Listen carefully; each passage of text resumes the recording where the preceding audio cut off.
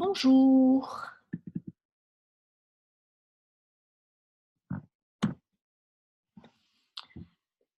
Bonsoir.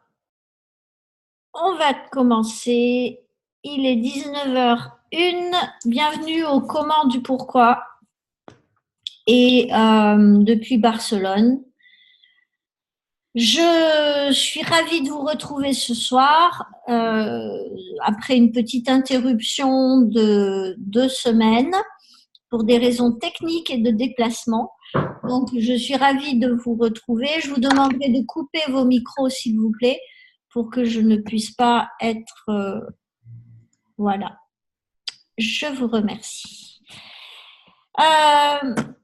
Nous allons aborder aujourd'hui un thème qui est intéressant, c'est que pourquoi je me sens toujours pauvre et pourquoi je suis dans cet espace psychologique et émotionnel en relation avec ma vie, dans la forme et sous la forme dans laquelle je la reçois, je la vis et je la crée. Et ce qui est assez intéressant, c'est que finalement, l'évolution, quelle qu'elle soit, que ce soit dans le domaine financier ou dans le domaine personnel, affectif, dans le couple ou la famille, dans les communautés que l'on crée, mais aussi au niveau de notre santé, sont toujours reliées à des étapes qui sont des câblages, qui sont des circuits, qui sont des process. Et ces câblages et ces process et ces circuits, ce sont des trainings, ce sont des entraînements qui font que finalement, on va venir développer une vision qui est une vision qui va pouvoir s'appuyer sur du corps et du mental et un peu plus, ça on en parlera aussi, mais que ce sont des séquences qui sont des séquences internes et externes. Ces séquences internes, elles sont de l'ordre du psychologique, donc du mental, et on va dire que, bien entendu, on va aussi aller au-delà du mental dans cette séquence interne. On va aller dans un mental qui est un mental créatif. On a bien entendu le développeur qui est le mental constructeur et développeur de nos idées, de nos illuminations. Et nous avons la partie physique, émotionnelle. Et cette partie est une partie importante parce que elle va et on va la retrouver de façon assez imposante dans les séquences qui sont des séquences externes. Et vous allez me dire le mental, alors le mental aussi. Ce qui va changer au niveau quantitatif dans cette relation à l'externe, ça va être l'impact que va avoir le mental sur la faisabilité et l'impact que va avoir le mental dans ce que je vais finalement, dans cette première étape qui me mène à évoluer, c'est m'autoriser. Et l'autorisation, on croit qu'elle se fait au niveau psychologique et au niveau mental de façon, je dirais, construite et sur la pensée, sur les idées, etc. Je m'autorise, je me vois dans le futur, j'ai de nouvelles chaussures, j'ai un nouvel appartement, j'ai un nouvel ami, j'ai de nouveaux clients et je vais dans des endroits différents, etc. Et puis en réalité, cette projection-là, elle a une connexion à votre mémoire de tout ce que vous avez vécu dans le passé, dans ces conditions, dans ces mêmes contextes, de vous en train de faire du couple, de vous en train de changer et de vous retrouver dans un espace qui est différent, de vous avec votre famille, de vous avec... Et donc, vous allez vous retrouver dans un espace avec votre mental qui va être complètement restreint par votre corps. Donc, c'est important de comprendre qu'à ce moment-là, vous vous retrouvez en situation où si vous ne vous autorisez pas pleinement, vous n'allez pas vous autoriser. Et on va parler de quoi ce soir? On va parler de cette sensation de rester pauvre et d'être pauvre et de se sentir pauvre. C'est intéressant parce que les gens mélangent l'appréciation psychologique, émotionnelle et financière. Et en réalité, elles sont toutes imbriquées et elles répondent à des règles. Et ces règles, je vais les partager avec vous ce soir. Donc, il y a bien entendu un état d'être qui fait que vous allez vous sentir plus ou moins plein de vos pouvoirs et vos dons et de vos moyens. Alors, la première chose qu'il faut comprendre, c'est qu'il y a quand même autour de vous des sollicitations, il y a des paliers à respecter. Mais aujourd'hui, on va parler de qu'est-ce qu'une personne pauvre psychologiquement. Alors, une personne pauvre psychologiquement, elle peut avoir 1 million d'euros sur son compte. Elle se lève le matin et elle pense à ce qu'on risque de lui prendre. Elle pense à ce qu'il risque de lui arriver de défaillance ou de perte en relation avec son argent. Quand elle voit les gens s'intéresser à elle, elle doute d'elle-même. Elle doute de l'intérêt que les gens leur portent, lui portent. Et que finalement, cette personne, psychologiquement et mentalement, développe en relation avec l'argent des pensées qui sont des pensées de doute, des pensées, on va dire, d'accusation de leur argent. Ils vont accuser leur argent d'être insuffisamment fiable ou insuffisamment protégé. Et donc, ils vont commencer à développer de la peur en relation avec cet argent. Ils vont commencer à vouloir le sécuriser. Et bien qu'ils aient des millions sur leur compte, ils se retrouvent en situation d'insécurité et en situation de manque. Et c'est intéressant de voir qu'à ce moment-là, on se retrouve très souvent avec des personnes qui s'identifient à leur argent. Ce sont très souvent des gens qui vont chercher à créer de plus en plus d'argent pour se sentir de plus en plus aimés ou respectables ou respectés. Et ce sont des personnes qui vont avoir une relation à l'argent qui est une relation compulsive et obsessive. Et non pas que ce soit mal, le problème c'est que l'état dans lequel ils le font, et c'est ça, on en revient toujours aux fondamentaux, c'est que la vie amplifie ce que vous êtes déjà. Donc, si vous allez vous mettre à gagner de l'argent en étant frileux avec votre argent, vous serez encore plus frileux. Vous aurez du mal à le partager, à le laisser repartir. Et finalement, en étant très frileux, au lieu de pouvoir déléguer pour avoir une secrétaire, avoir un peu d'aide, pour pouvoir vous faire d'aller consulter pour votre santé, etc., vous n'allez pas le faire. Et à ce moment-là, vous allez rentrer dans un espace de contrition, de conflit avec ce dont vous avez besoin et ce que vous vous autorisez. Et vous ne vous autorisez pas et vous êtes en relation avec cet argent dans une perception que vous ne pouvez pas vous détacher de lui et finalement vous devenez victime de votre argent.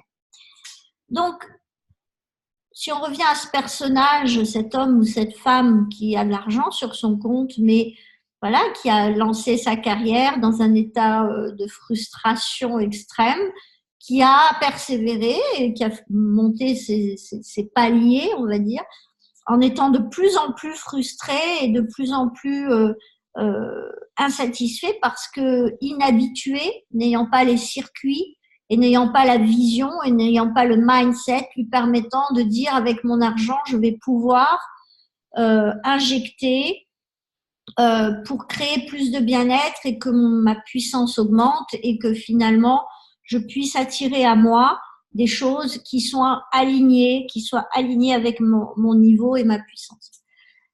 Alors, bien entendu qu'il y a ceux qui sont riches financièrement mais pauvres en définitive mentalement et émotionnellement.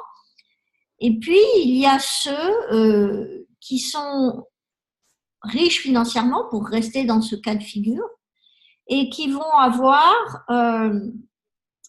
un mental qui va porter l'attention sur ce que leur argent peut permettre à leur vision de manifester. Et donc, ils vont relier l'argent à leur vision. Ils vont relier l'argent à ce qu'ils peuvent apporter aux autres, quel type de service, quel type de création ils peuvent mettre. Et ils vont associer un concept avec l'argent qui est un concept de partage, de contribution, de service, et ils vont automatiquement, finalement, se mettre à avoir des émotions d'excitation en relation avec l'argent quand ils se lèvent le matin. Et ce qui est intéressant, c'est que finalement, ces personnes-là vont avoir une toute autre psychologie et une toute autre vie émotionnelle parce qu'ils vont être excités aussi à l'idée de rencontrer des gens qui vont vers « je gagne plus d'argent » et vont être plutôt contents pour eux. Et c'est intéressant parce qu'en général, les personnes qui ont de la jalousie pour ceux qui réussissent, ce sont très souvent des personnes qui n'ont pas d'argent ou qui en ont peu. Les gens qui sont dans un milieu et une station radio financière suffisante et aisée vont avoir tendance à être plutôt contents de voir les gens se lancer des business, etc. Bon, il y a toujours des idiots, bien sûr, qui sont pas contents de ce que font les autres, en tout cas de les voir réussir. Mais on va dire que sur un paramètre de moyenne, on a beaucoup moins de jalousie ou de jugement sur ceux qui réussissent dans les personnes qui sont dans la réussite financière que d'autres. Alors, il y a quand même l'autre paramètre, c'est que ceux qui n'ont pas d'argent ou qui en ont peu, eh bien, ils peuvent être effectivement psychologiquement en souffrance. Ils ont une relation à leur argent qui est une relation de jugement, de colère, et qui est donc une relation où ils vont remarquer uniquement ce qu'ils n'ont pas, ce qu'ils ne peuvent pas faire. Ceux qui réussissent, et là ils vont être en colère contre ceux qui réussissent parce qu'eux n'y parviennent pas, et comme ils ne peuvent pas se taper dessus parce qu'ils ont très souvent du mal à reconnaître leurs responsabilités, ils vont taper sur le voisin ou sur la cousine ou sur le frère ou la sœur, et ils vont dire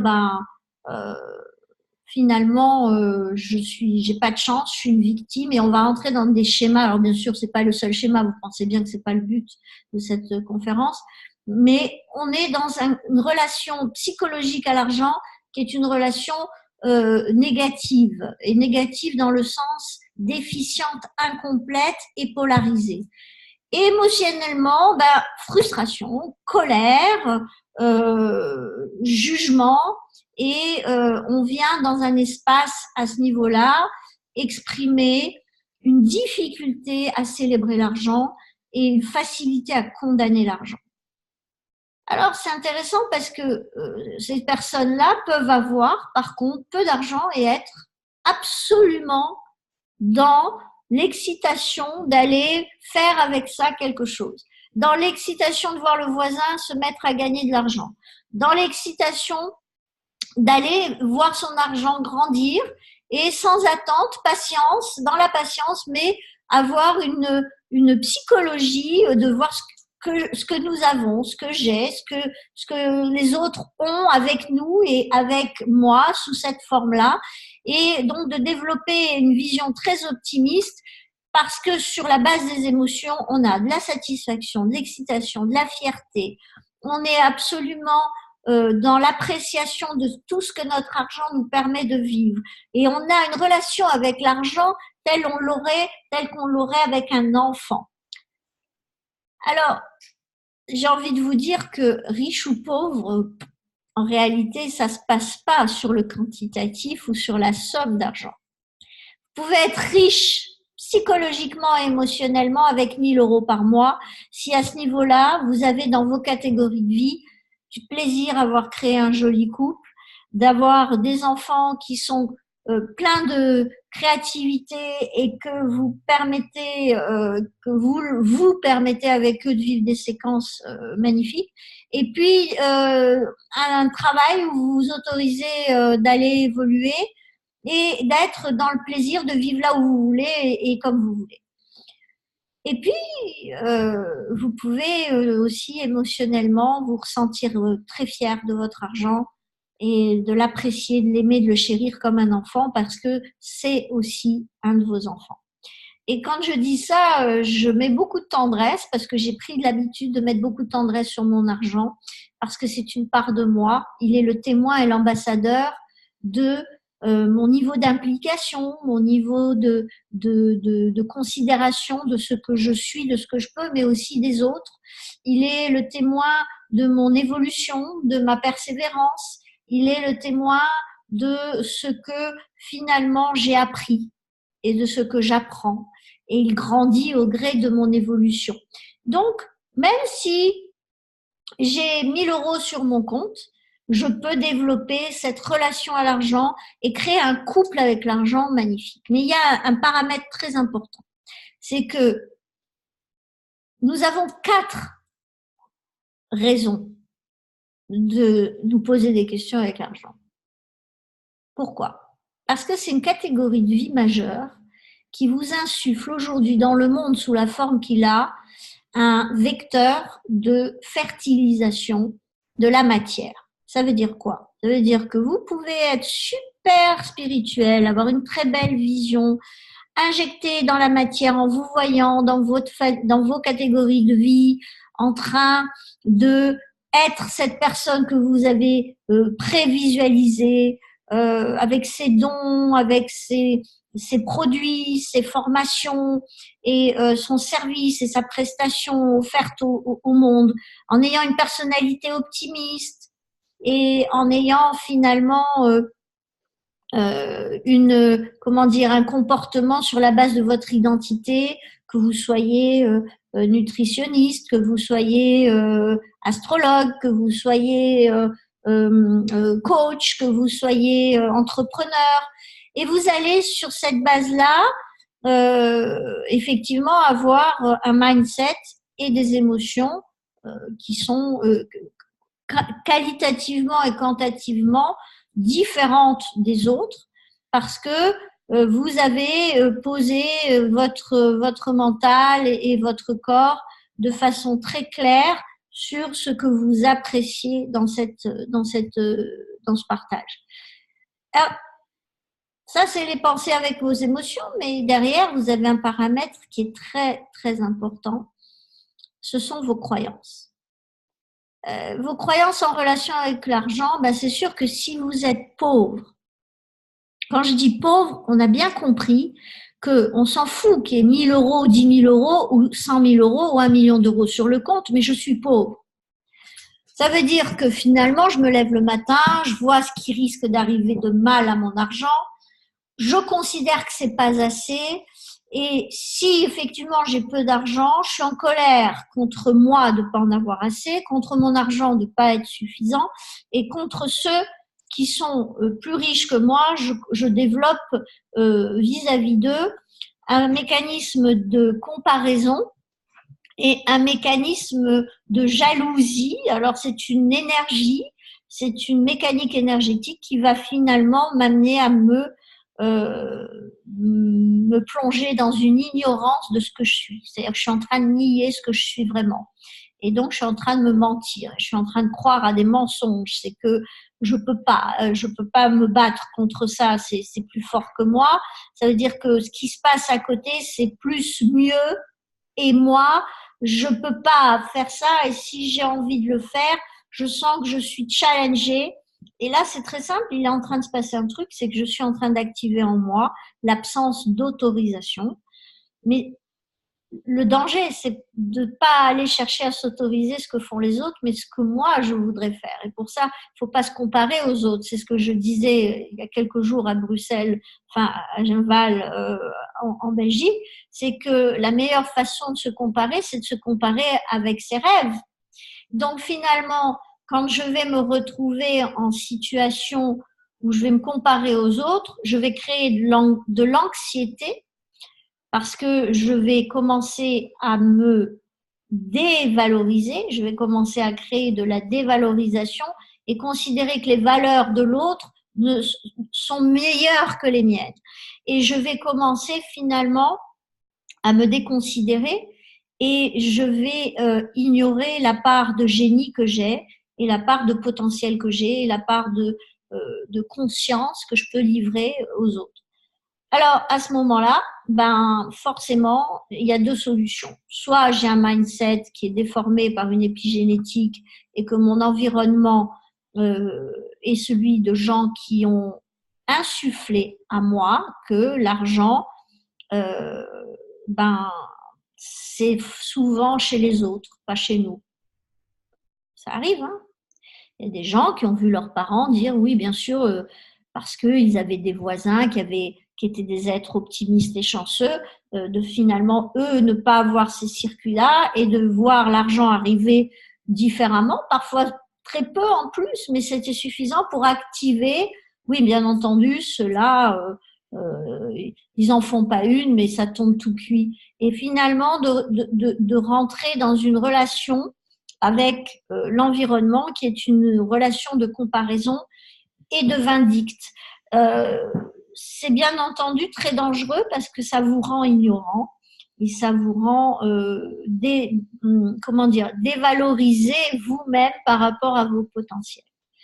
Ensuite, c'est vrai qu'il y a toutes les croyances que vous pouvez aussi avoir vous-même héritées et vous vous êtes peut-être retrouvé dans un environnement où effectivement on vous a dit que les autres c'était toujours mieux que nous, ou alors que l'argent ben c'était pas juste et que on ne vous donnait pas que par exemple votre papa ou votre maman ou votre grand-père ou votre grand-mère disait que l'argent allait toujours vers ceux qui étaient plus forts et puis que finalement l'argent était cruel et puis que finalement l'argent source de cruauté faisait souffrir et que finalement l'argent était associé à de la maladie et que finalement, et vous imaginez l'imbroglio pour un enfant de 0 à 12 ans qui vit dans ses paroles, qui flotte dans les maisons.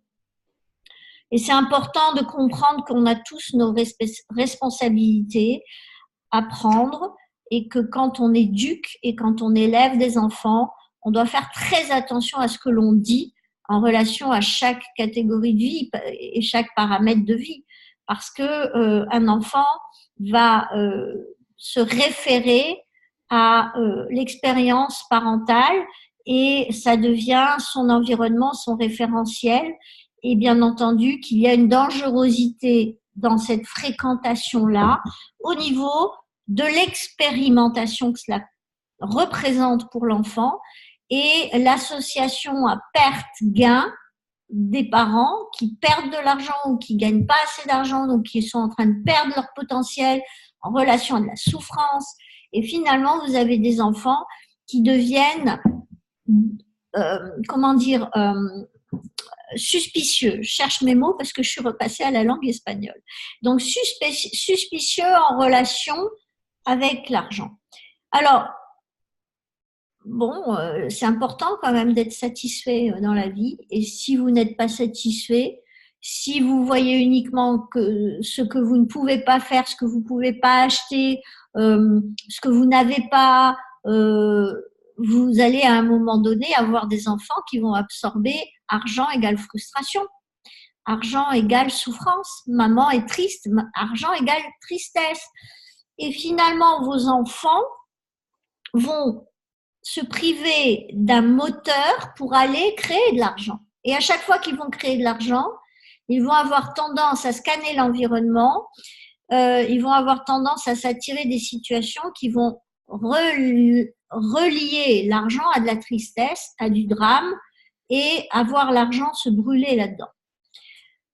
Alors, ce paramètre-là, il est valable dans les deux sens. Ça veut dire que vous pouvez finalement, si vous avez vécu chez des parents et avec des parents qui ont associé argent égale partage, argent égale recevoir, égale partager des bons moments, si l'argent égale nourrir le foyer, protéger la famille, on peut là entretenir une relation entre argent égale communauté, argent égale clan, argent égale tribu, argent égale renforcement d'un ensemble. Et puis associer l'argent à la coalition, à la coagulation des individus entre eux pour créer du ciment, du lien entre eux au travers de cette énergie argent qui représente quand même une faisabilité, une fertilisation des moyens internes de chaque personne dans cet ensemble. Donc, des enfants pourraient imaginer avoir une croyance, waouh, argent égale rêve, argent égale surprise, argent égale voyage, argent égale récompense. Et c'est vrai que si dans une famille, un papa qui se donne beaucoup de mal et qui travaille beaucoup et qui, en arrivant chez lui, est très très fatigué et que quand l'enfant dit mais où est papa, ben papa il est allé travailler parce qu'il doit travailler pour ramener de l'argent pour vous nourrir. À ce moment-là, l'enfant va associer solitude à l'argent, il va associer solitude et sacrifice à l'argent. Et finalement, il va associer au concept du père le sacrifice pour l'argent, par l'argent et vers l'argent. Et là, on rentre dans des catastrophes parce que finalement, ce sont des entrepreneurs qui vont avoir du mal dans leur paternité avec l'argent et ils vont avoir du mal à gérer leur autorité vis-à-vis de l'argent. Et ils vont avoir en permanence cet abandon que l'argent peut créer dans ce lien d'autorité et nourricier pour les communautés, le groupe, la famille, les amis ou tout autre groupe autour d'une valeur paternelle ou autorité. Donc ça, c'est une chose importante. C'est de comprendre que être psychologiquement riche ou pauvre tient de la perception de ce que je vois sur la base de ce que j'ai. À partir de ce moment-là, quelle autorisation je me donne? Je m'autorise à gagner ou je m'autorise à me cantonner dans une zone de confort qui est celle où je suis sûre de garder l'amour des autres et d'être respectée parce que je partage les mêmes souffrances.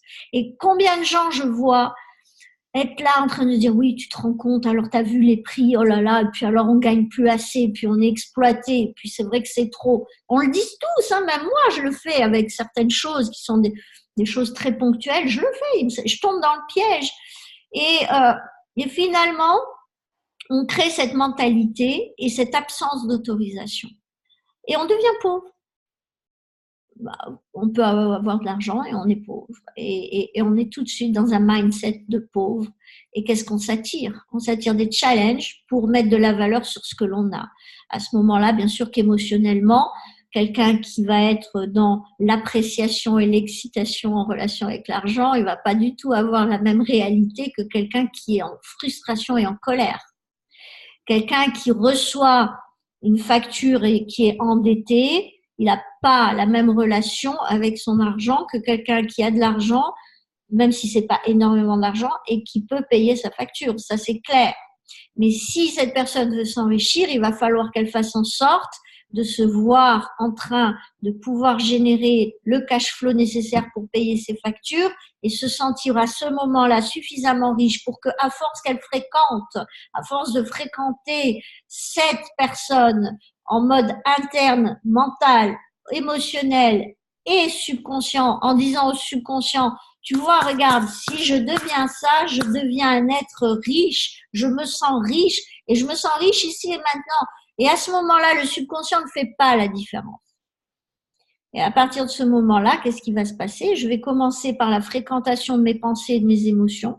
Pensée, émotion, pensée, émotion, énergie corpusculaire, énergie ondulaire. Et si je focalise sur cette énergie ondulaire des émotions, où je me sens excitée à l'idée d'aller en avant vers ce projet et de me sentir riche de ce projet, riche de moi en train de le manifester, de faire le chemin, et que je filtre ça avec des pensées de moi fière, de moi en train de partager, de moi, qu'est-ce qui se passe? Je suis en train à ce moment-là de filtrer avec la matière de mes pensées les ondes et le magnétisme de mes émotions.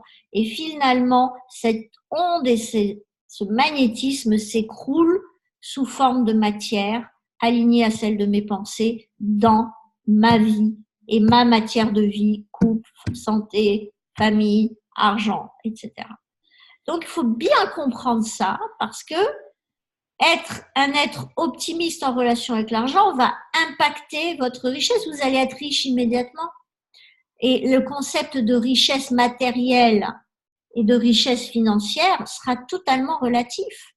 Parce qu'il vous suffira pour quelqu'un d'optimiste de gagner 500 € de plus pour vous sentir riche et de vous autoriser en célébrant et en continuant à faire le chemin parce que c'est une récompense et c'est célébré, plutôt que quelqu'un qui va finalement, dans le même cas, avoir attiré de l'argent et ne pas le célébrer. Et se dire, ah pétard, c'est pas ce que je voulais plus. Allez, j'y vais, je force. Et finalement, je rentre dans la rage en relation avec l'argent et je suis déjà en train de créer une autre croyance, c'est que argent égale effort, épuisement, brûlage et finalement, argent égale déplaisir, insatisfaction, usure, épuisement. Alors, bien entendu qu'il y a un paramètre qui est important. Ce paramètre, on a les pensées, on a les émotions, on a les croyances. Et les croyances, on connaît bien ce sujet sur le comment du pourquoi. C'est que finalement, à un moment donné de ma vie, j'ai associé au concept argent, perte ou gain. Et finalement, j'ai associé plaisir ou souffrance à ce concept. Et que dans cet espace-là, à ce moment-là, les paramètres associés à ça sont engrammés sous forme d'un programme associé à danger. Le corps va chercher à vous faire fuir le danger lié à l'argent. C'est ça qu'il faut que vous compreniez. L'argent va, le subconscient va associer que l'argent est source de danger pour vous, source de souffrance pour vous, source de division dans le couple, source de zizanie dans la famille, source de vol auprès des meilleurs et des moins meilleurs, et source de humiliation. Et à ce moment-là, qu'est-ce que va faire l'argent? Qu'est-ce que va faire, le subconscient? Le subconscient va engager le corps de façon à, bien entendu, l'amener vers du plaisir. Et le plaisir, c'est quoi? C'est éloigné de l'argent. Donc, vous avez des chefs d'entreprise qui sont des hommes brillants, des jeunes hommes qui ont fait des études brillantes, etc. Et dès qu'ils passent au modus operandum en relation avec l'argent, tout s'écroule.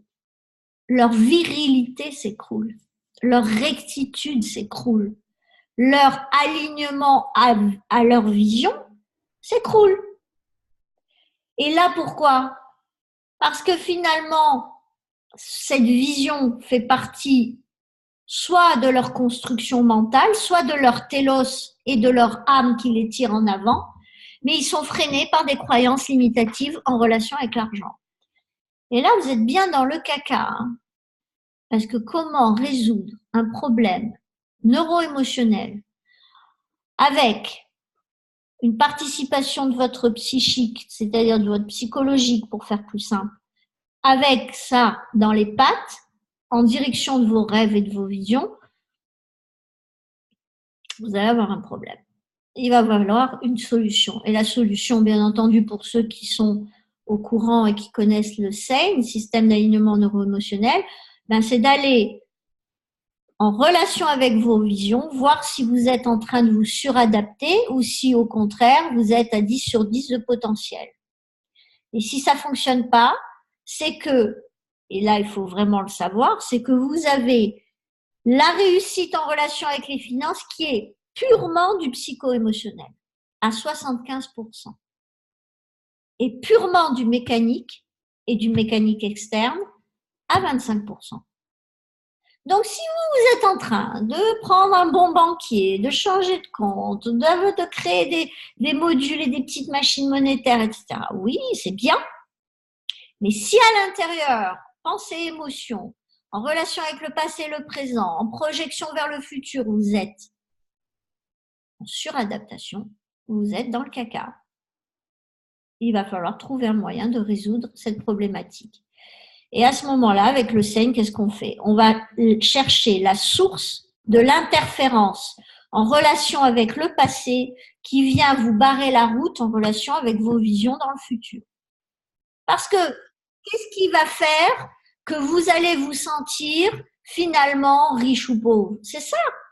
C'est ces câblages internes en relation avec vos pensées qui font de vous quelqu'un de satisfait ou d'insatisfait en relation avec votre couple argent, énergie argent et vous, quelqu'un qui va avoir des émotions de satisfaction ou d'insatisfaction, frustration en relation avec l'argent, ou de quelqu'un qui va avoir des croyances en relation avec l'argent qui vont venir soit soutenir cette vision accompagnée de ses pensées, ses émotions, ou venir les saboter. Et si on vient les saboter, il y a une information essentielle à comprendre, c'est que voilà, votre subconscient, il est tuné. Tuné du mot tune en anglais. Ça veut dire, il est relayé, connecté à une station radio. Et cette station radio-là, elle est essentielle. Elle est essentielle. Vous ne pouvez pas avancer dans votre vie sans vous avoir établi de façon claire sur votre station radio. Pourquoi? Eh bien parce que cette station radio, elle va de façon subconsciente vous soutenir pendant un certain temps. Et puis au bout d'un moment, quand vous allez commencer vraiment à vous exciter, à avoir des résultats, elle va venir vous challenger. Parce que dans cette station radio, il y a vos catégories de vie. Et il y a dans chaque catégorie de vie des gens qui sont attachés à vous, reliés à vous, dans l'amour, dans la considération et dans la dépendance ou la covalence. Alors les covalents, quand vous allez évoluer, ils vont être contents pour vous et ils vont essayer de faire comme vous ou alors ils vont prendre la part de vous qui les intéresse.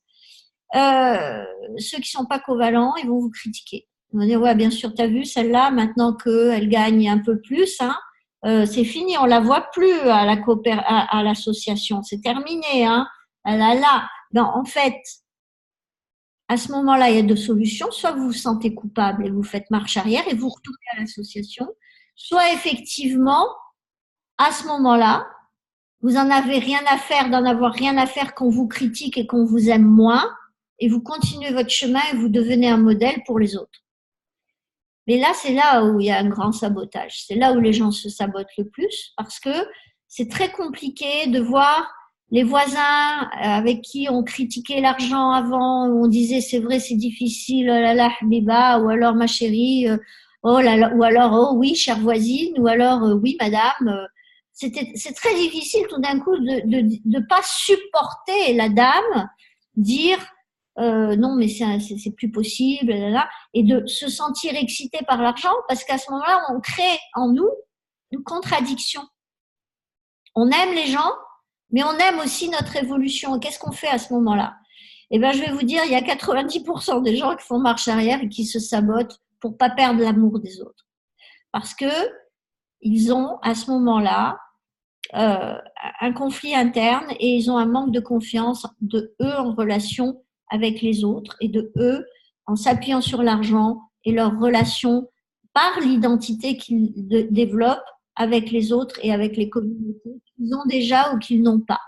Donc, c'est vraiment une séquence très importante parce que il faut comprendre ce conflit interne et il faut comprendre que une station radio, elle se calcule de façon très spécifique. C'est depuis les 5-6 dernières années, 7 dernières années de votre vie, combien vous gagnez par mois. Et puis de voir les gens que vous fréquentez, combien ils gagnent par mois. Et vous faites une moyenne. Et vous voyez quelle est votre station radio. Cette station radio, c'est soit un trampoline sur lequel vous allez rebondir, soit c'est une prison. Pourquoi? Je résume. On a des circuits internes et externes qui génèrent notre psychologie en relation avec l'argent. Soit je suis optimiste, soit je suis pessimiste. Soit je suis satisfait, soit je suis insatisfait. Soit je m'autorise à gagner, soit je m'autorise pas parce que j'appartiens à un clan et que je m'identifie et que là-dedans, ça m'évite de faire les efforts nécessaires pour retrouver une nouvelle communauté et d'évoluer, parce qu'en réalité, derrière, il y a des impuissances qui sont là, il y a des croyances limitatives qui me font croire que tout ce qui est au-delà de ce que je gagne, c'est impossible. Donc, je le condamne, et si je le condamne, je suis bien avec ceux qui le condamnent. N'oubliez pas vos hautes valeurs et vos basses valeurs.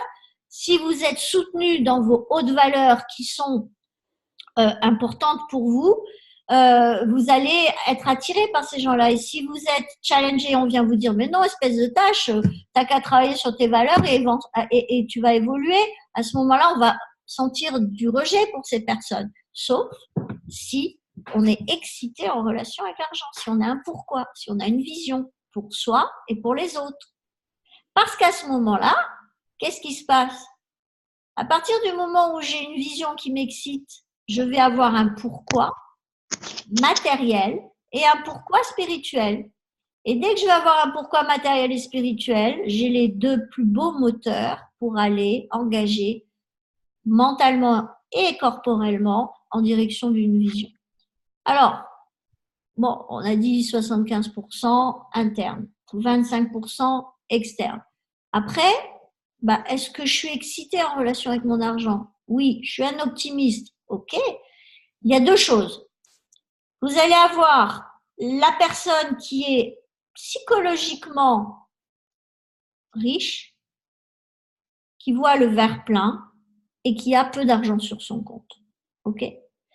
Cette personne, émotionnellement, elle est excitée par le fait d'avoir finalement l'argent qui lui permet d'être heureuse et elle va s'autoriser d'accepter de rester là parce qu'elle est bien, elle a une qualité de vie qui est suffisante, ou bien accepter d'aller se dépasser. Et là, il y a une bifurcation. Et pour moi, je considère aujourd'hui que quelqu'un qui gagne sa vie et qui a une qualité de vie en relation avec cette somme qui est gagnée et qui fait qu'elle est épanouie dans toutes ces catégories de vie, moi je dis chapeau, hein. Je dis bravo, parce que ça c'est vraiment être riche. Et à chaque fois que vous faites votre scène et que vous êtes en train de vous voir, vous dans le futur, en train de manifester soit des prestations, services, contributions et recevoir des preuves d'amour pour ce que vous avez fait sous forme d'argent, et que cet argent se transforme en fertilisant dans votre vie, en engrais de vos terreaux dans votre vie, écoutez, c'est magnifique. C'est magnifique d'être là. Et en même temps, que ces mêmes personnes puissent avoir une vision plus élaborée en relation avec l'argent, finalement, à un moment donné, dire, ouais, tiens, et si on essayait ça? Mais si on pourrait aider plus de gens, on pourrait faire ça en plus. C'est pas forcément par millions, mais ça peut être par centaines d'euros. Et c'est ça, grandir avec son argent. C'est de tisser des liens avec lui qui sont des liens qui ressemblent à votre intimité, à votre réalité psychoneuro-émotionnelle dans les différentes catégories de vie. Et si vous aimez ce que vous gagnez suffisamment, mais qu'à un moment donné, vous commencez à avoir une vision en relation avec votre santé, où vous sentez que vous êtes challengé par l'argent, il faut vous mettre à fréquenter la version de vous en relation avec ce concept et de vous voir en train de ressentir la sécurité, la faisabilité, l'accès aux soins, l'accès à la nourriture que vous aimez, que vous aimeriez avoir, aux thérapeutes que vous aimeriez consulter, etc. C'est juste, à un moment donné, je veux dire, une association entre vos croyances en relation avec l'argent, qui vont venir renforcer un mindset qui est ouvert, qui est optimiste et qui est généreux, parce que à ce moment-là, je décide de ne plus être dans la pauvreté en critiquant les personnes qui manifestent sous forme d'argent de l'énergie puissante, et je suis au contraire en train d'être excitée par ces modèles-là et de voir tous les bénéfices pour moi et pour la société d'avoir des personnes comme ça. Quelqu'un qui gagne 100 000 euros par mois, il contribue au niveau fiscal à un niveau qui est très certainement 30 fois supérieur au mien. Cette personne est d'une générosité 30 fois supérieure à la mienne. Et finalement, le problème quand on est dans de la culpabilité, qu'est-ce qui se passe? Ben, c'est que on est coupable parce que derrière, on a une peur. Et on a une peur en relation avec le concept argent. Et à ce moment-là, il y a un problème à Watif? Non? C'est bon? C'est avec mon micro? Alors attends, je t'entends. Je rétablis le son. Tu m'entends? Oui, c'est bon? Ok. Donc, c'est cette relation avec le psychologique et l'émotionnel avec l'argent est très important parce qu'il révèle très souvent un conflit, euh, alors neuro-émotionnel, mais aussi pseudo-spirituel avec l'argent. Et ce conflit avec l'argent, il est très simple et on l'abordera dans une autre conférence. L'argent est relié à votre premier chakra. Votre premier chakra, c'est produire, reproduire, et c'est l'abondance, et c'est la vie, et c'est le pouvoir. Il y a énormément de raisons pour énormément d'entités autoritaires, d'autorités, de maintenir les gens dans l'impuissance pour ne pas les connecter à l'abondance et les mettre en situation de culpabilité avec ce pouvoir de vie et de mort. Pourquoi les gens en relation avec l'argent sont capables de se sentir mourir ou vivre? Parce que l'argent leur donne l'accès à reproduire la forme de ce qu'ils sont à un niveau supérieur et de finalement se reproduire. C'est de donner la vie et l'argent est pure énergie de transformation, deuxième chakra, on transmute la matière sous une forme différente, mais sans le chakra terre, mère, où on vient gérer la transformation au niveau cellulaire et au niveau de la vie, sans ça, on ne serait pas là. Hein.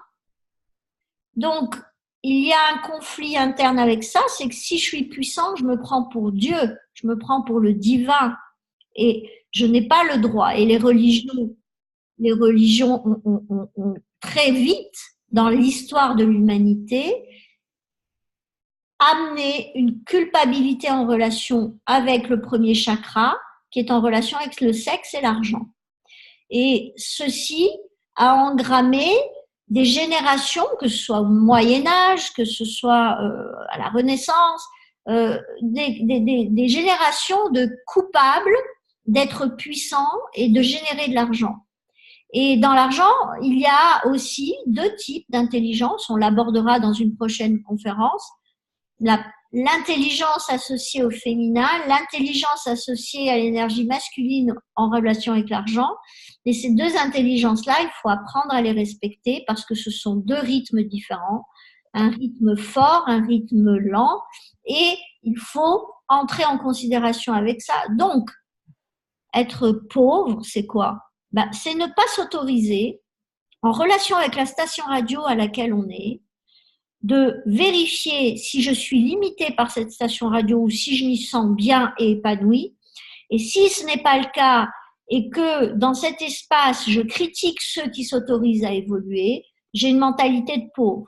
Et si en plus je suis frustrée par l'argent et que je suis en colère contre l'argent, à ce moment-là, je dois aller voir quelles croyances limitatives j'ai en relation avec l'argent qui font que je n'arrive pas à célébrer et à m'autoriser à aller vers mes rêves et mes visions en étant sûre que mon argent me sera fidèle en termes de « je te soutiens ». Et quand je parle comme ça, on dirait que je parle d'une personne, n'est-ce pas? Considérez que vous et votre argent, vous formez un couple. Et ce couple que vous formez va être un couple qui est une imbrication énergétique entre et j'adore quand Mani et Sam, qui est l'inventeur de la méthode Sein, dit ça, c'est quand la forme de la lumière de votre âme, la lumière c'est de l'information, c'est du photon, c'est des paquets d'informations qui sont balancés dans l'environnement autour de vous et via vous, que cette lumière de mon âme, sous cette forme donnée, je ne m'autorise pas à la faire évoluer en utilisant le canal, le vecteur énergie-argent qui fait que je suis un être humain avec un corps et je vis avec des gens et je vis sur la terre et je vis en respirant de l'air et en buvant de l'eau et en mangeant de la matière et finalement dans cet espace-là, je bénéficie d'une énergie sous forme d'argent, ça aurait pu être du troc, ça pourrait être de la monnaie crypto, ça peut être une énergie sous des formes différentes, mais je viens par contre exprimer la forme de mon couple, de ma famille, de mon éducation, de mon évolution, de mes apprentissages, de mes talents sous une forme supérieure. Et pour ça, j'ai besoin de m'autoriser, premier pas de l'évolution, pour m'attirer les opportunités. Souvenez-vous, à Bruxelles, on en a parlé.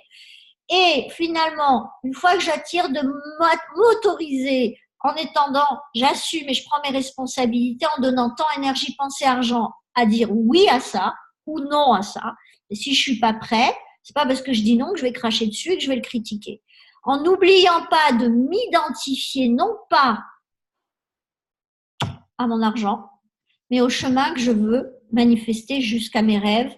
Et l'argent n'est qu'un outil. Il ne faut pas surestimer l'argent, il ne faut pas le mésestimer.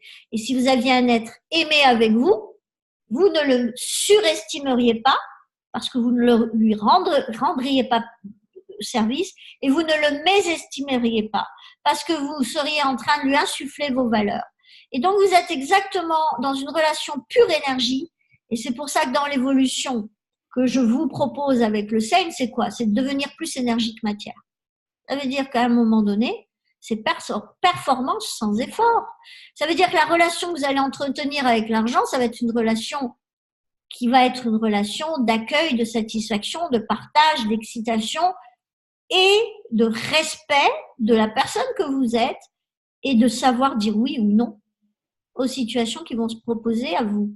Et puis finalement, et une chose intéressante, c'est que vous allez avoir des normes, vos normes de tel âge à tel âge n'est pas la même que de tel âge à tel âge. Vous avez changé de station radio quand vous étiez étudiant, que vous aviez votre argent de poche.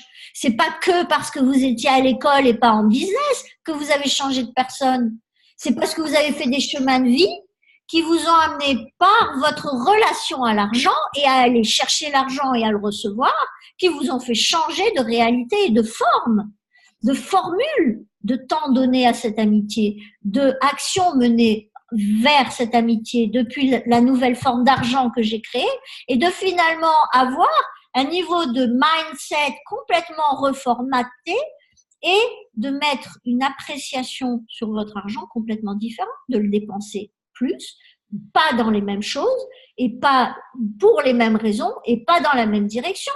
Donc le petit copain de 18 ans au lycée ou la petite copine sympa avec qui je faisais plein de trucs, j'allais au cinéma, où elle est aujourd'hui dans votre vie?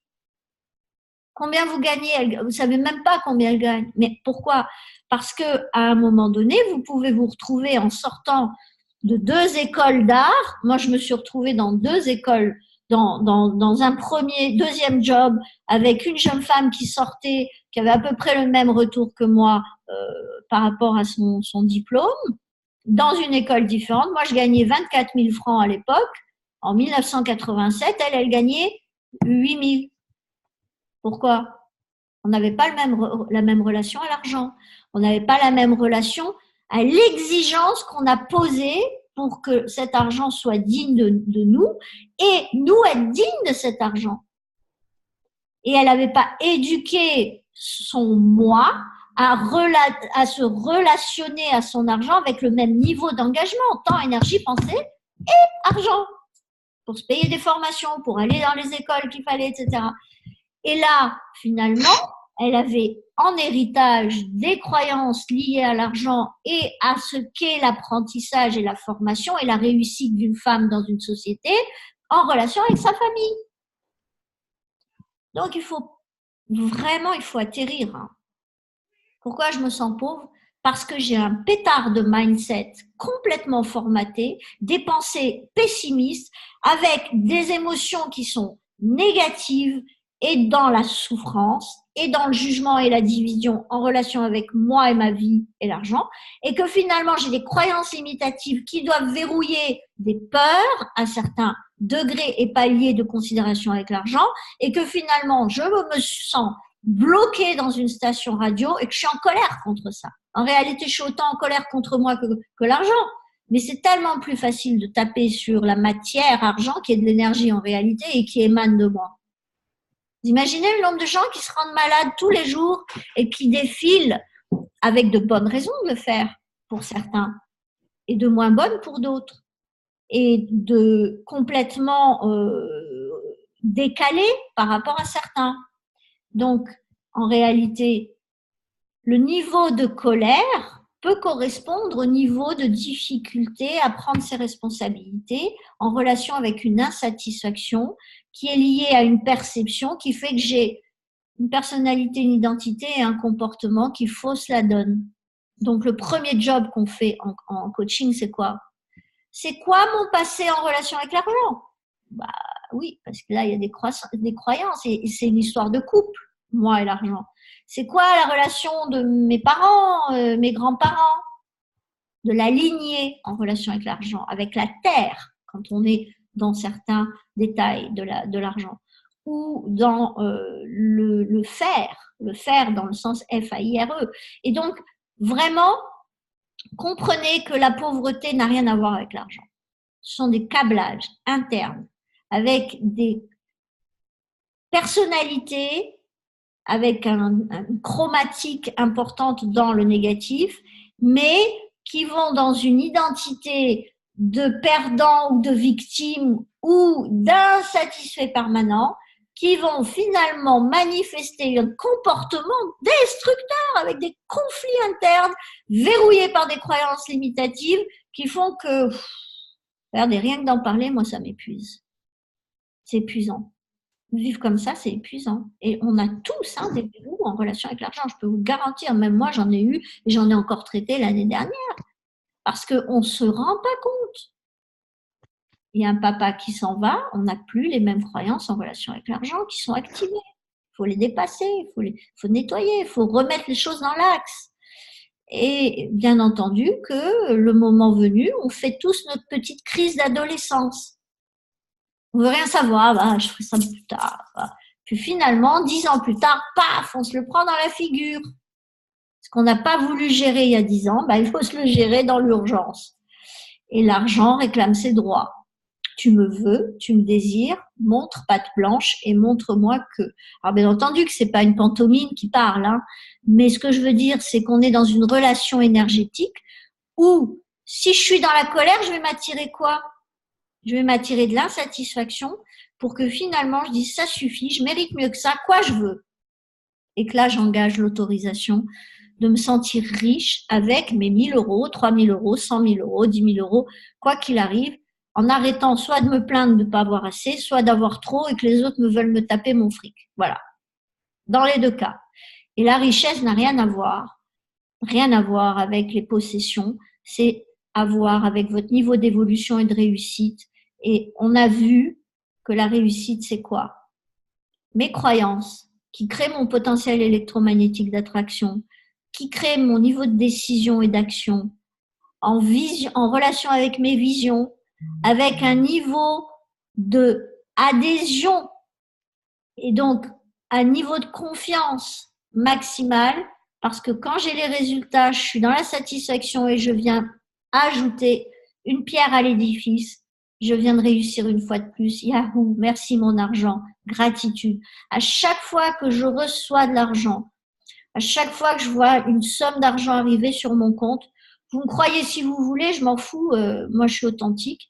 À chaque fois, j'ai de la gratitude pour cet argent qui arrive sur mon compte. À chaque fois. Que ce soit 30 euros, que ce soit 200 euros, que ce soit 175 euros, que ce soit 500 euros, que ce soit 660 euros, j'ai de la gratitude et c'est absolument impossible pour moi d'oublier de célébrer ça. Donc, n'oubliez pas, votre première œuvre en relation avec l'argent dépend entièrement de vous, de vos circuits internes et de ce que vous en faites à l'externe, sans vous identifier à l'argent, en étant reconnaissant et en allant chercher vos croyances imitatives. Pour ce faire, faites la liste des émotions que vous avez en relation avec l'argent et des pensées que vous avez en relation avec l'argent, les freins que vous avez, les pensées négatives dans du style ouais mais toi tu sais bien ça marche jamais, ça c'est une croyance limitative. Vous les notez, vous les notez, vous les notez et je vous apprendrai à travailler lors de vos coachings, si vous êtes coaché avec moi, à dépasser ces croyances et à les rendre énergie et les transformer en fuel qui va venir vous soutenir dans votre évolution. Je vous remercie pour votre présence ce soir. Je sais que vous vous sentez riche et je suis fière de vous pour ça parce que je vous connais pour certaines, pardon. Et pour ceux que je connais moins, je sais que vous le serez très vite parce que le cœur est aussi un vecteur important. Donc, je vous embrasse, je vous souhaite une belle soirée et je vous dis à la semaine prochaine avec un très joli sujet. Et merci de votre attention, de votre considération, de votre confiance. Merci. Bonne soirée. Bonsoir Brigitte. Bonsoir.